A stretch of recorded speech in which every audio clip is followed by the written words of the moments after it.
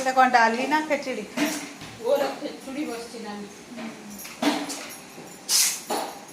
এ যো গরম আছে। গরম ଅଛି ଯେ ହେଇଗଲାଣି କି ନାଇଁ ଟିକେ ଦେଖୁଛି। ଇଏ କ'ଣ? ଇଏ ହେଉଛି ଶାଗ କାଟିକିରି ରଖା ହେଇଛି। ଶାଗର ଆମର ଆଇଟମ୍ କ'ଣ ହେବ? ଦୁଇଟା ଆଇଟମ୍, ଶାଗ ଖରଡ଼ା, ଶାଗ ତରକାରୀ। ଶାଗ ତରକାରୀ। ଶାଗ ତରକାରୀ ପାଇଁ ଏଠି ଆଳୁ ବାଇଗଣ ସାରୁ କାଟିକି ରଖା ହେଇଛି, ତାକୁ ତରକାରୀ ହେବ। ଅଧା ଶାଗ ବଡ଼ି ପକେଇକିରି ଭଜା ହେବ। ଆଉ ଏଇଟା ହେଉଛି ଆମେ ଖାଇବା ତ ଆପଣଙ୍କର ମୋର ଖାଇବା ଏଇଟା କଲରା ଆଳୁ ଭଜା। ତମ ଦି ଜଣଙ୍କର ବୋଧେ ସୁଗାର ଅଛି କ'ଣ?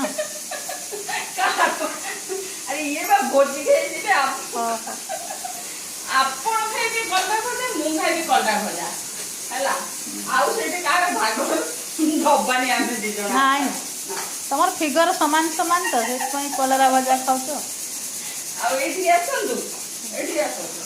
ଏଇଠି ନାନୀ ଆମର ଡାଲି ଘାଣ୍ଟୁଛନ୍ତି, ମୁଗ ଡାଲିଟା ଦେଖନ୍ତୁ କେତେ ବଡ଼ ଜାଗାରେ ଆମର ଡାଲିଟା ହେଇଛି।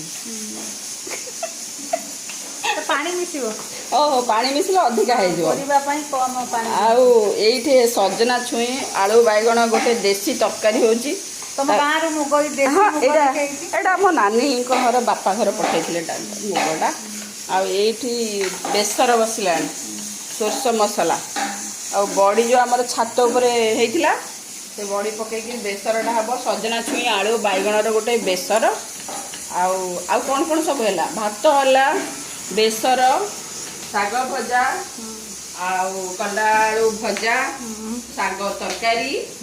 ଆଜିର ମେନୁ ଏତିକି ହେଇଗଲାଣି। କେତେ ହେଲାଣି? 1:15 ସରିଲାଣି, 3ଟା ହେବ। ଏ ଘଣ୍ଟା ତମ ରାଇଟ୍ ଟାଇମ୍ ତ?